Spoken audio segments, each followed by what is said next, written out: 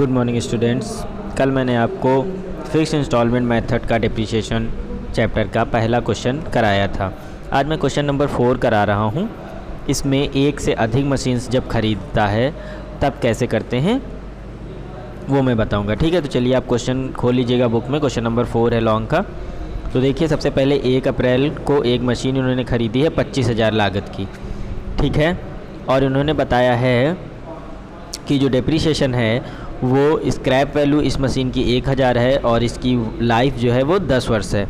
तो हम देखते हैं किस तरह से ये 2400 डिप्रिसिएशन कैलकुलेट हुआ है। तो देखिए वर्किंग नोट में ये देखिए, मशीन 1 हमने ख़रीदी है 25,000 की, जिसकी स्क्रैप वैल्यू 1000 रुपये दी है क्वेश्चन के अंदर, वो माइनस कर देंगे।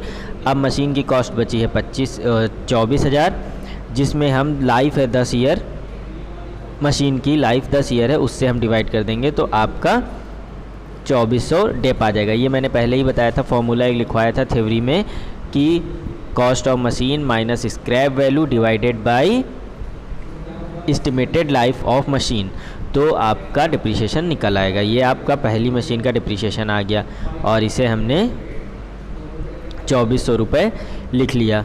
उसके बाद इस 25,000 से 2400 घटाएंगे, 22,600 आपका बैलेंस आ जाएगा पहली मशीन का, जिसे हम नेक्स्ट ईयर ट्रांसफ़र कर लेंगे 2014 1 अप्रैल को, टू बैलेंस 22,600।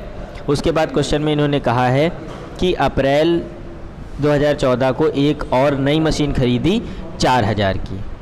ठीक है, तो अब आपके पास मशीन कितनी हो गई, 1 और 2। तो हम यहाँ पे डिप्रिसिएशन अब किस पे लगाएंगे, मशीन 1 और मशीन 2 पे। तो मशीन 1 का डिप्रिसिएशन तो वही ऊपर से आ जाएगा 2400 रुपये, क्योंकि फिक्स्ड इंस्टॉलमेंट मेथड चल रहा है। तो जो डिप्रिसिएशन मूल लागत पे निकला है वही नीचे आ जाएगा, यानी नेक्स्ट ईयर भी वही डिप्रिसिएशन ट्रांसफ़र हो जाएगा। अब मशीन 2 का जो 380 रुपये हमने डिप्रिसिएशन निकाला है वो किस तरह निकाला है, तो चलिए वो वर्किंग नोट में देखते हैं।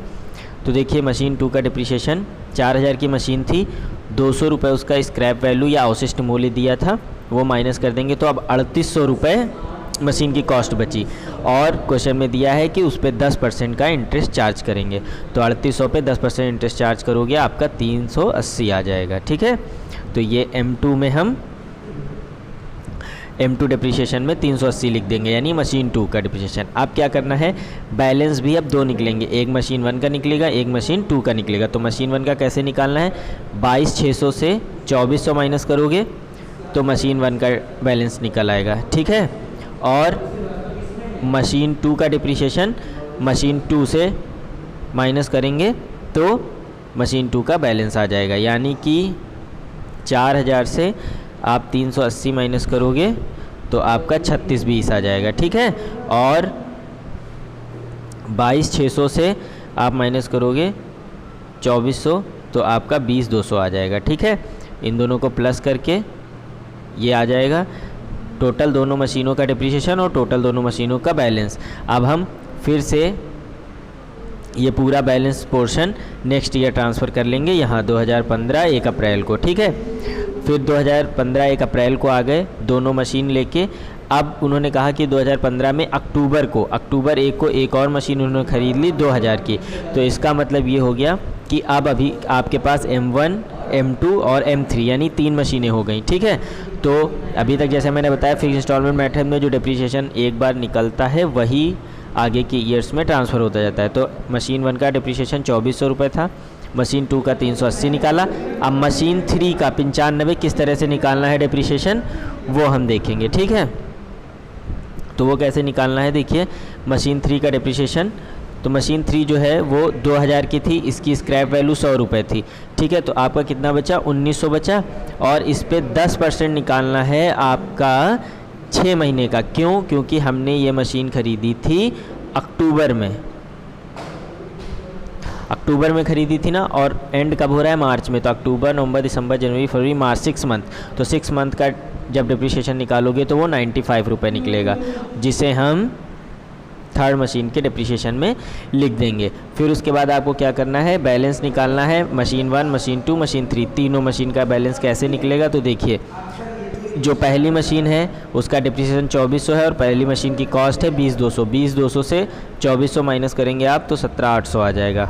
उसके बाद 3620 से 380 माइनस करेंगे तो 3,240 आ जाएगा।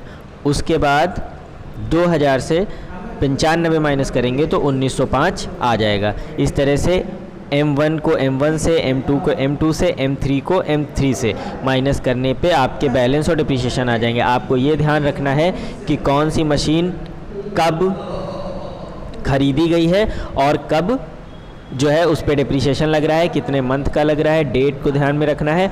और जिस मशीन का डिप्रिसिएशन है उसको उसी मशीन से ही माइनस करके बैलेंस निकालना है। आपको ये चीज़ ध्यान रखनी है, ठीक है। ज़्यादा बड़ा सा क्वेश्चन नहीं था, छोटा क्वेश्चन था, लेकिन इसमें काफ़ी अच्छा है।